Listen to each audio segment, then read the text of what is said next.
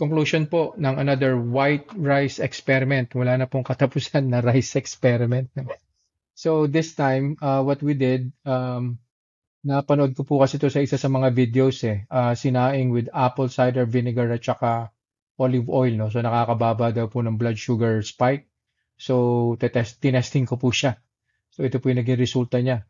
1 cup din lang po. Wala pong kasamang ulam yung kinain ko. No? So nag-start po yung blood sugar at 111. Umakyat ng 166 and then on the final hour, 145 po yung binaba niya. So regular white rice. Parang wala naman po nangyari. No? Tapos sobrang kakulitan ko lang. The next day, I tried it. But this time, refrigerated po siya. Same din po. Rice na with apple cider vinegar at saka with olive oil. I was hoping na mas magiging maganda po yung resulta niya because it's refrigerated.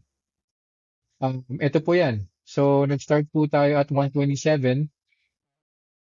102. Bumaba din naman po eventually na 153. No? So, hindi ko po alam baka meron pong chemical reaction yung apple cider vinegar at saka yung olive oil na iniref, pinalamig po siya. No? Kaya po ganyan. So, kung may mga chemist po na nanonood ngayon, pa-comment na lang po. Ko rin po ma-explain kung ba't naging ganyan.